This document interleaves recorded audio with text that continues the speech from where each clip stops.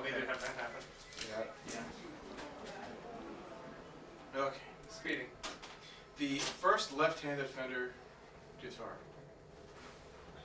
Well, it's not left-handed. It was Leo. When I first met Leo, I went to him and I said, "My name is Dick Dale. I guess I got no money. I got no instruments. Could you help me?"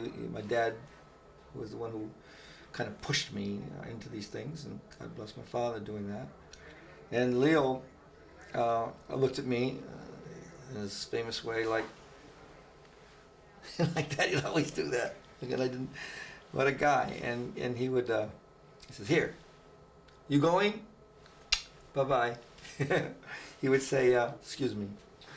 He would go, "Take this guitar and play it."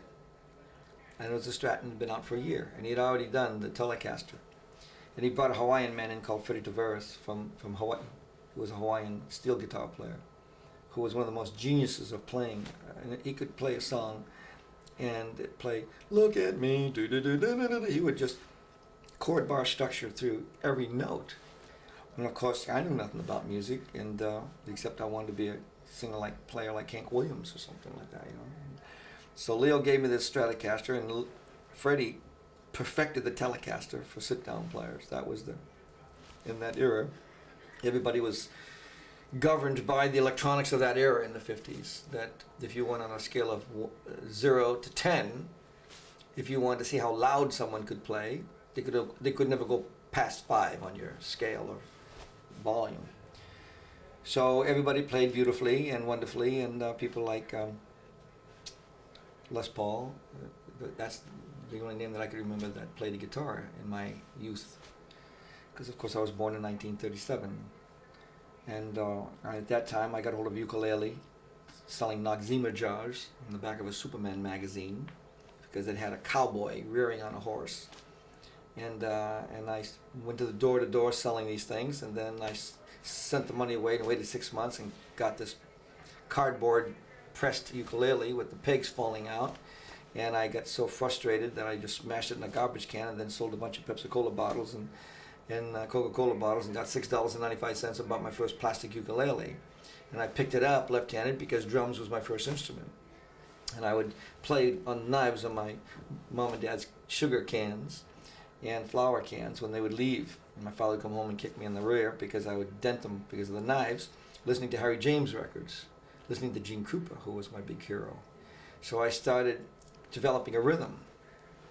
And then when I got this ukulele, I picked it up that way to use the same rhythm. And I got a book, and it says, "Put your finger here, here, here." Well, I kept stretching my fingers wouldn't go there. I couldn't understand why. The book didn't say, "Turn it the other way, stupid, you're left-handed." So I just stretched my fingers and learned these 3 chords and started singing the Tennessee Waltz. And I would play it in all these different rhythms. I'd do the country style. I go da da da da da da da. I was actually strumming the beats that I was learning, listening to Gene Krupa, who was the first man to make drums a solo instrument. Then what happened was, that was in Quincy, Massachusetts. I was born in Boston. Then I go out to the farm where my grandma and grandpa lived, taught me how to plow with a single blade and a horse. And I'd go out into the woods. It was like in Deliverance.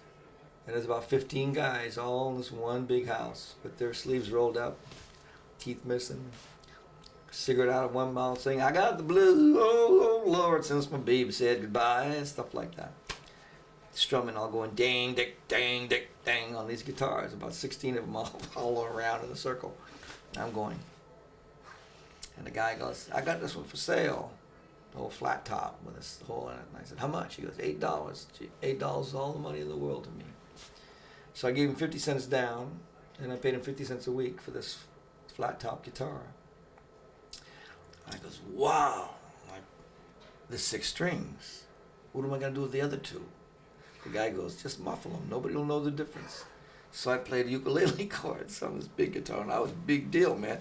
Going from a little plastic uke to this great big body. Man, that's cool. I'm a guitar player. And I just started playing like that. And then finally, I learned one thing on that deal, on picking on a string, and it was a boogie-woogie thing. And it went, My buddy used to go dun dun dun dun dun dun dun dun. That's all we knew. So I goes, "Why, let's jazz it, dun dun dun dun dun dun dun," and I started doing that rhythm.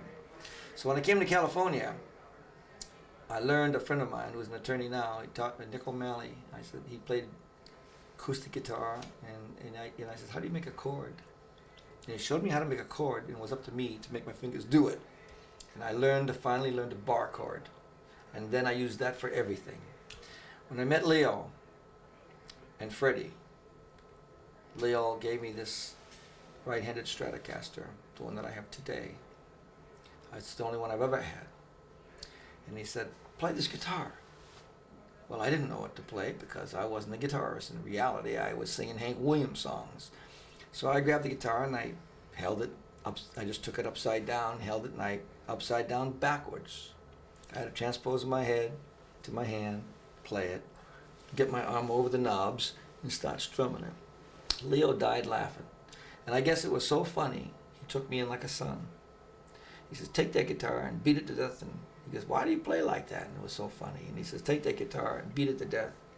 Tell me what you think of it."